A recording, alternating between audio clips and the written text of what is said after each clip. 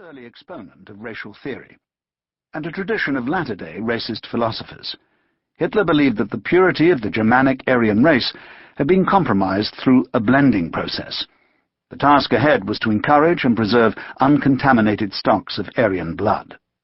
By 1925, as he completed his political testament Mein Kampf, the racist epithets of Teutonic supremacy were giving way to a vulgarized version of geopolitics, the Lebensraum, the quest for living space, allied to pseudoscientific quasi-medical imagery.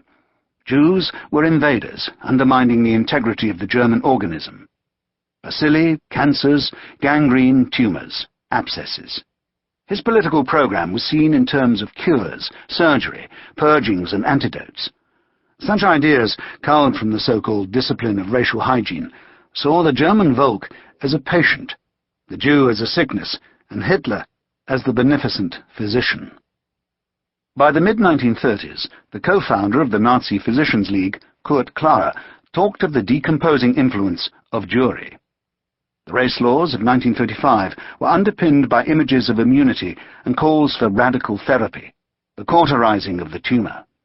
By 1940, Hitler was seen as the great healer.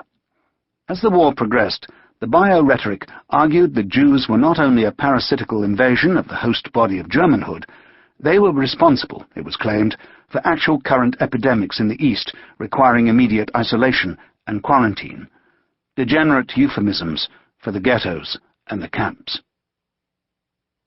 As Hitler's thoughts turned to the conquest of Europe, however, his need to understand the power and scope of applied science and technology for war-making assumed a practical urgency. On the 23rd of June, 1942, Albert Speer discussed the atomic bomb with Hitler.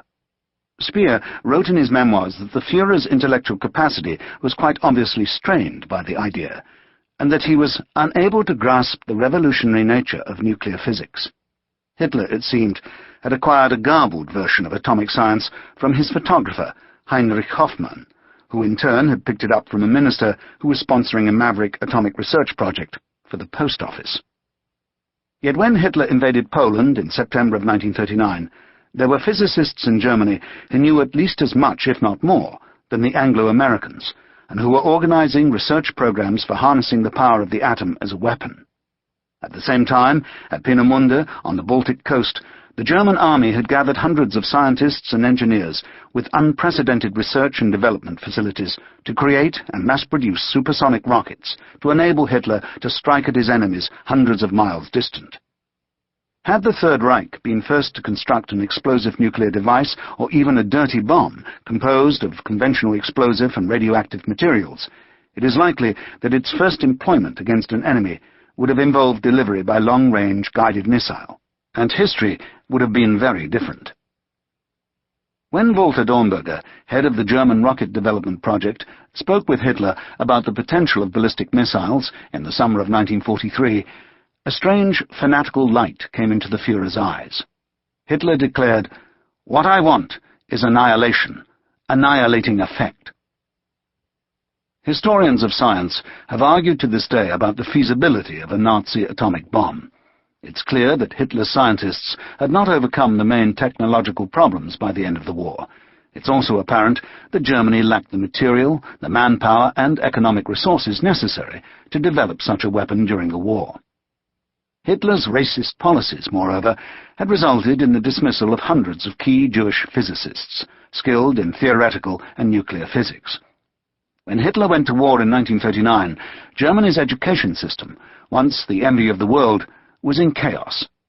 Thousands of highly educated technicians, engineers, and science students were drafted into the armed forces irrespective of the stage of their education or their usefulness to the war effort. It took 3 years for the regime to reverse the process. Links between academia and the military were pursued and fostered at the whim of competing warlords and commercial and bureaucratic fiefdoms. At the same time, Hitler deliberately generated rivalries between the main armed services and the SS, while failing to establish priorities in the complex mobilization and rearmament of a technologically advanced nation-state. Hitler was, in the words of the historian Ian Kershaw, not unintelligent, and he had a formidably retentive memory. He did not attend school beyond the elementary level, and he was by nature indecisive and lethargic. By the time he came to power, he had evidently acquired only a remote and patchy knowledge of the natural sciences, engineering and mathematics. According to Speer, Hitler did not choose direct routes to obtaining information on science and technology from responsible people, but depended instead on unreliable, incompetent informants to give him a Sunday supplement account. Hitler, nevertheless, liked to pontificate on science, technology, and medicine as if he had got their measure by a process of intuitive genius. In 1942, we hear him haranguing one of his admirals on the relationship between the shape of fish and the design of ships. "The current design of ships certainly does not conform to the laws of nature," he told the admiral. "If it did, then we should find fish furnished with some sort of propulsive element at the rear, instead of the lateral fins with which they are endowed." In mid-1944, when Luftwaffe senior officers were urging the use of the Me-262 jet aircraft as a fighter, Hitler insisted that jets should only be used as bombers. "You won't be able to fight with it. My doctor told me that parts of your brain simply shut down in the dogfights, which you have to do when in combat." While projecting an image of healthy living and energetic leadership, Hitler was given to periods of indolence, spending half the night watching banal movies and rising at lunchtime. He espoused an eclectic medley of medical fads from which he chose as if at random so as to preclude the monopoly of a particular brand of science or medicine. He subscribed to strict dietary fads, which he occasionally broke, uncooked fruits, grains and vegetables, based on anecdotal science. At the same time, he imbibed bromides and a highly toxic gun-cleaning fluid, a medicine he believed did his stomach good in the trenches of World War I. Never would he allow an examination of his naked body, as if unwilling to surrender his authority to professional scrutiny. Hitler believed that humans started to eat meat when forced to do so by the Ice Age. The promotion of raw fruits and vegetables, in his view, would reverse this process. Amongst the luggage of superstition and half-baked knowledge he carried through life was a trust in astrology. In his vision of the 1,000-year Reich, he placed will over education as the driving force of the national state. Science in schools, he declared, was to blame for the fragmentation and chaos of the Weimar Republic. Writing on education policy in Mein Kampf, he was convinced that our scientific education is turning increasingly towards practical subjects, in other words, mathematics, physics, chemistry, etc. These preoccupations, he warned, were dangerous, since they implied a neglect of an ideal education and renunciation of forces, which are still more important for the preservation of the nation than all technical or other ability. Although he would change his views about technical innovation during the wartime, he believed through the 1920s that the fatherland's best defense will lie not in its weapons, but in its citizens, a living wall of men and women filled with supreme love and fanatical national enthusiasm. Sitting over cakes and tea on long evenings in his headquarters during the war years, Hitler often turned to the remarkable transformation effected by the inventions of the microscope and the telescope. Among his astronomical interests was an inclination to credit a bizarre theophysical theory known as glacial cosmogony, Hans Herbiger's mix of myth, imagination, and pseudoscience. The theory, enthusiastically espoused by Heinrich Himmler, the SS leader, claimed that the universe was formed out of ice interacting with an original sun that was believed to have been 30 million times bigger than our contemporaneous sun. Hitler commissioned a planetarium and observatory in Linz, the city of his childhood, with a gallery in which Herbiger would take his place alongside Copernicus, Galileo, Newton, and Kepler. Hitler intervened directly and personally in scientific and technological matters by issuing orders relating to priority of resources, but he failed to make decisions on the basis of systematic and attentive acquaintance with new developments. The eminent physicist, Max Planck, went to Hitler and argued the case for retaining Germany's top Jewish scientists, despite their non-Aryan predicament. But Hitler's notorious response to Planck's pleading was this: "If science cannot do without Jews, then we will have to do without science for a few years." Through the mid-1930s, some of the finest scientists in the world consequently made their way from Germany and Austria to Britain and the United States, with inevitable consequences for both sides in the coming world conflict. By the time he had reached his prime, Hitler had constructed a confident, self-taught philosophy in which he had relegated science, the laws of the universe, race and religion to their proper spheres and scales of significance. He advocated a holistic, intuitive acquaintance with the laws of nature, but science, he counselled, cannot deal in ultimate questions. As for the why of these laws, we shall never know anything about it. And yet the ultimate questions, he declared, completing the illogical coda, cannot be answered by religion. Religion, science's enemy, is doomed by science, he insisted. The best thing is to let Christianity die a natural death, he told Himmler early in the war. When the majority of men know that the stars are not sources of light, but worlds, perhaps inhabited worlds like ours, then the Christian doctrine will be convicted of absurdity. In contrast, although Roosevelt, Churchill, and later Truman were not educated in science, the Allied leadership maintained an astute respect for the experts.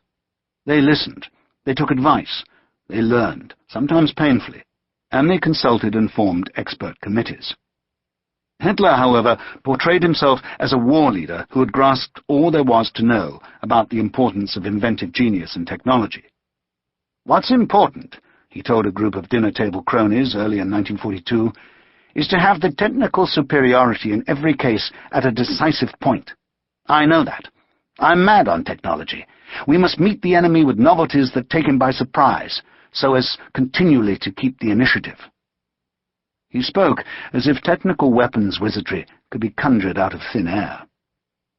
Yet from the day Hitler assumed the leadership of Germany in January 1933, nothing he said or did indicated that he understood the prodigious scientific and technological legacy of Germany, how it was ordered and organized, how it could be harnessed, or how its ongoing programs could be ordered according to priority. Germany, the science Mecca. In the first 3 decades of the 20th century, Germany stood preeminent in many areas of the natural sciences, mathematics, and technology, despite an intervening ruinous war.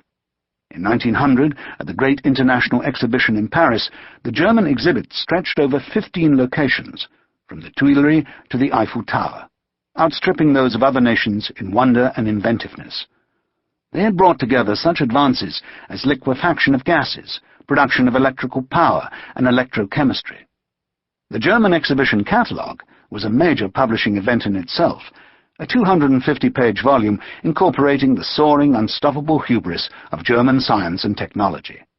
Published in 3 different language editions, German, English, and French, and lavishly illustrated with colour photographs and Art Nouveau design, it covered the history, development, and applications of the German exhibits. By 1921, despite its reputation as a pariah nation in the aftermath of a devastating war, Germany was still viewed as the Mecca of science and technology, its language a crucial condition of scientific education and advancement. The roll call of Nobel greats between 1901 and 1921 gives an impression of the range of German genius. Wilhelm Conrad Röntgen, for the discovery of X-rays, Emil Adolf von Behring for serum therapy, Adolf von Baeyer for work on organic dyes, Wilhelm Ostwald for chemical equilibria and rates of reaction, Philipp Lenard for cathode rays, Max von Laue for diffraction of X-rays by crystals, Max Planck for discovery of energy quanta, Fritz Haber for the synthesis of ammonia from its elements, Walter Nernst for his work on thermodynamics, and then there was Einstein. What was it about Germany, its education system, its history, its national characteristics even, that made it so preeminent and wide-ranging in original research from the late 19th to the early decades of the 20th century? The daunting enterprise of German science into the second decade of the 20th century had been founded on the discipline of chemistry, in particular the talent of the Germans for exploiting the potential of new chemical processes in the manufacture of dyestuffs. These chemical technologies freed Germany from dependence on the British Empire for many raw materials and products. That new freedom, in turn, combined with expanding iron, steel, and coal industries, had enabled Germany to rise from the status of an agricultural economy to challenge France, Britain, and the United States. The consequent competition between Germany and Britain would be a contributing factor in the tensions that led to World War I.